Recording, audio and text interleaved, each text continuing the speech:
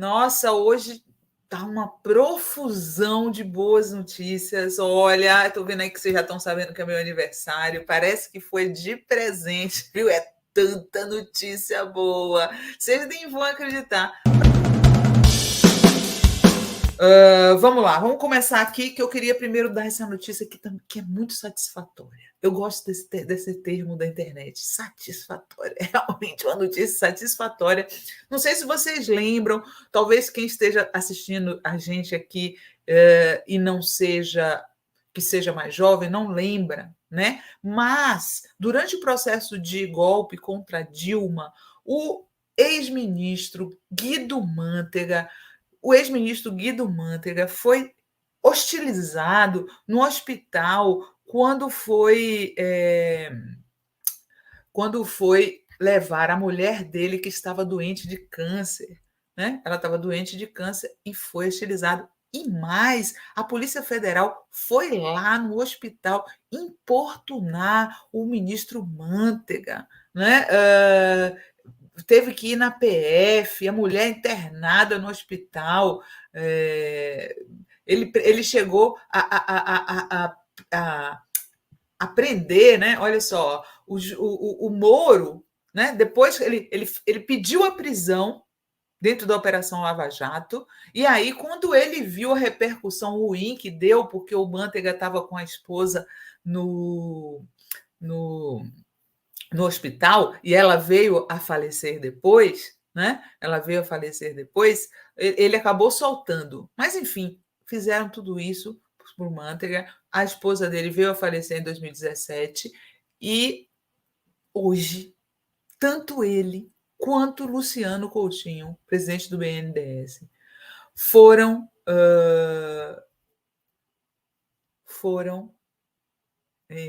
inocentados. Olha a injustiça que fizeram com as pessoas. Guido Mantega vence longa batalha judicial contra a acusação baseada em delação de Joesley Batista. A denúncia apresentada pelo Ministério Público Federal foi um desdobramento da Operação Bullish da Polícia Federal.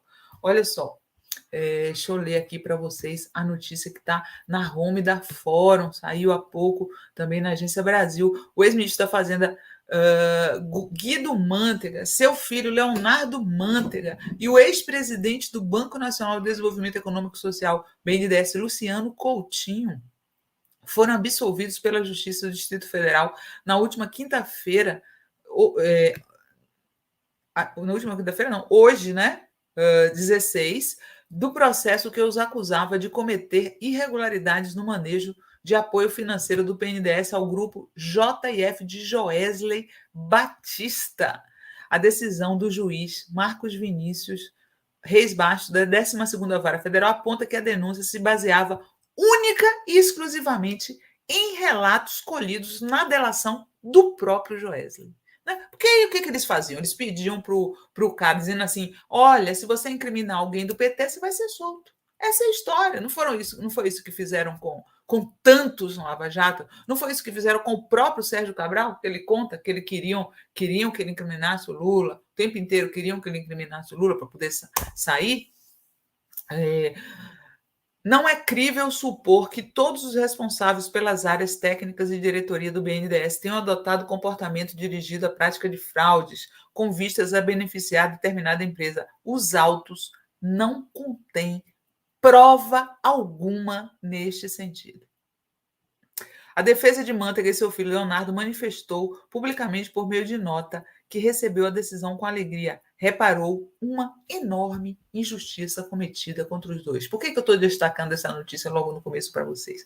Porque os jornais, a mídia comercial, quando saem os ataques, né? Quando saem as denúncias, quando saem as investigações, eles dão todo o destaque. Mas quando o cara é inocentado, vira nota de rodapé. Aqui não. Aqui a gente destaca quando as pessoas acusadas injustamente são inocentadas. Vamos lá, vamos passar que tem muita notícia aqui para vocês para a gente não perder, tudo que eu tenho para contar para vocês hoje, tá?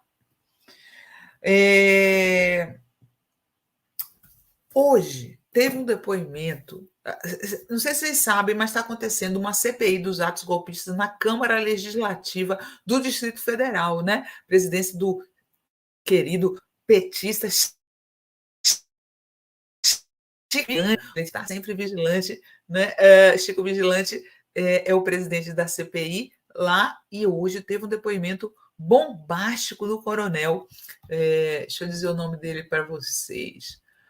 Coronel Jorge Eduardo Naime Barreto, ex-chefe do Departamento Operacional da PMDF. Ele chegou a ser detido, acusado de omissão nos atos golpistas de 8 de janeiro, tá? Mas ele fez umas revelações que vocês não vão acreditar. Coloca o primeiro título aí da Fórum, por favor, Gui. Olha só, extraterrestre infiltrado, máfia do Pix e confusão. As revelações do coronel da PMDF sobre o acampamento golpista. O coronel e ex-comandante de operações da PMDF, Jorge Eduardo Naime, prestou depoimento à CPI dos atos antidemocráticos na Câmara Distrital em Brasília, né? E aí ele fala que tinha, deixa eu contar aqui para vocês as coisas bizarras que tinham lá. Uma máfia do Pix atuando no acampamento golpista. Ele disse que havia comércio ilegal no local, disse que tinha até tráfico de drogas, né?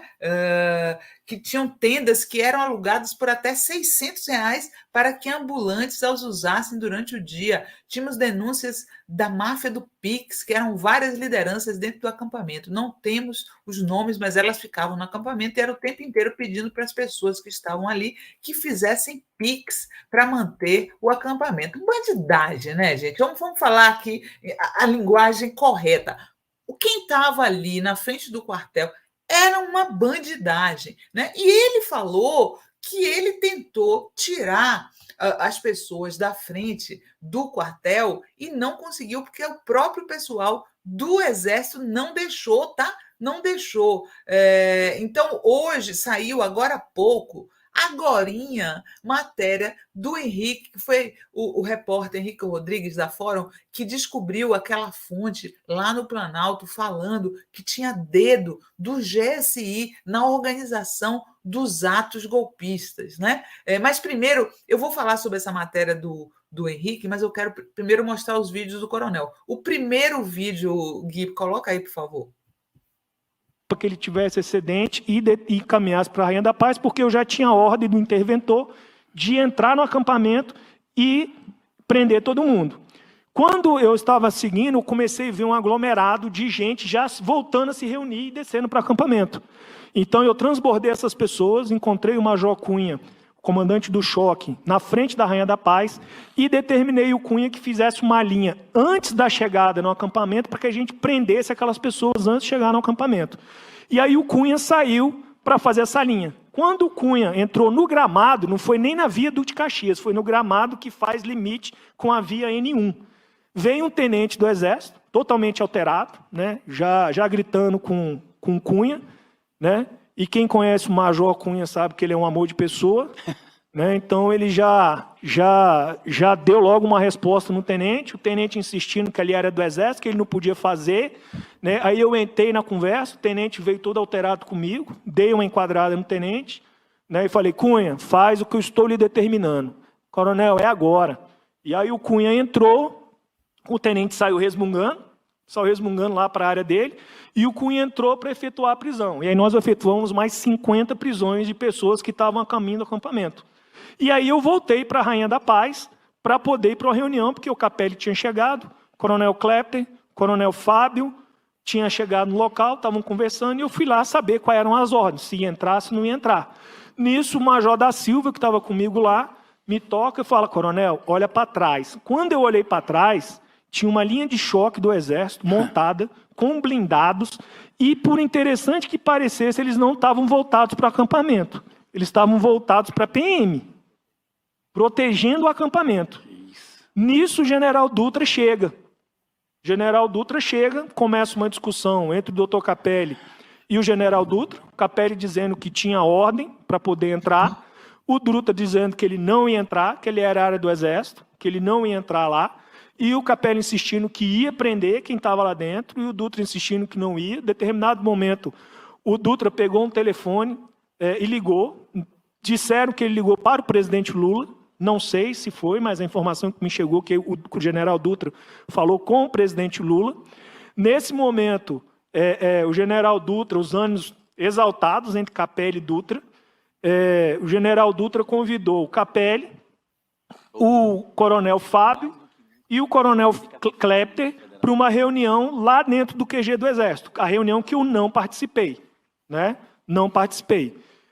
Depois dessa reunião, o coronel Fábio voltou, aí me deu a seguinte ordem: Naime, mantenha um policiamento na esplanada, para manter a esplanada, mantenha as linhas da esplanada, deixe o monitoramento aqui no acampamento, libere o restante da tropa e mobilize novamente às 6 horas da manhã, que nós vamos tirar o acampamento. Olha aí. Então, assim, depois desse depoimento do coronel falando que os militares não deixaram, na verdade, a polícia agir, né? A fonte do Henrique, né? Que é aquela fonte lá do Palácio do Planalto, falou o seguinte: coloca o título aí, versão do coronel exclusivo, versão. Vão lá na home da Fórum, tá na home da Fórum. Já falei para vocês compartilharem e lerem a home da Fórum, que já é uma super contribuição, além de vocês se informarem pela mídia independente, né? Exclusivo, versão do coronel. A CPI só prova que GSI operou ataques, diz fonte da PF. Servidor da PF lotado, então, no Planalto, e que é peça-chave nas investigações do terrorismo bolsonarista, falou outra vez a Fórum e retomou acusações após depoimento de oficial da PM. Então, o que é que conta aqui essa fonte ao Henrique Rodrigues? Olha só. O servidor da Polícia Federal, né, que revelou com exclusividade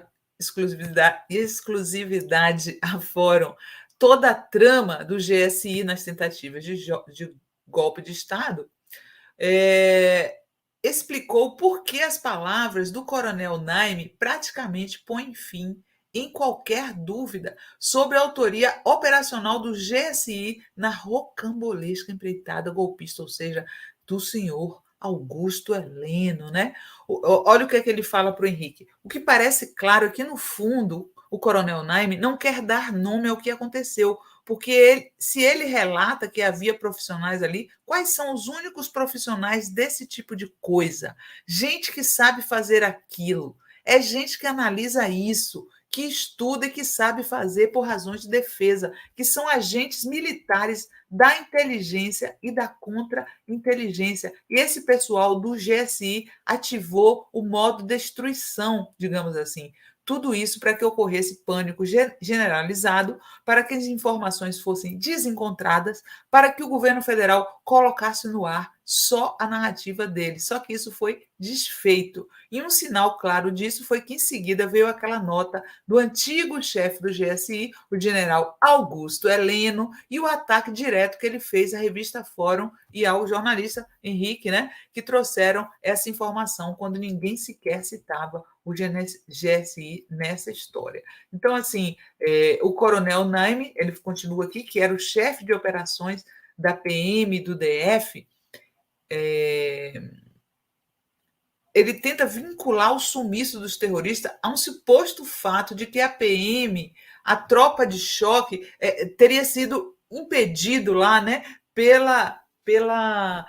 pelo Exército. Ele fala, inclusive, o coronel, gente, ele fala, inclusive, que ele tentou, que a polícia do DF tinha tentado desmobilizar aquelas pessoas na frente do Forte Apache, né, do setor militar aqui de Brasília, e gente de dentro do quartel não deixou, tá? Não deixou. Mas essa parte que eu vou mostrar para vocês agora, o depoimento dele, é particularmente bizarra quando ele conta que tinha até um cara que achava que era extraterrestre, né? A gente nunca vai esquecer daquela cena deles com os celulares na cabeça.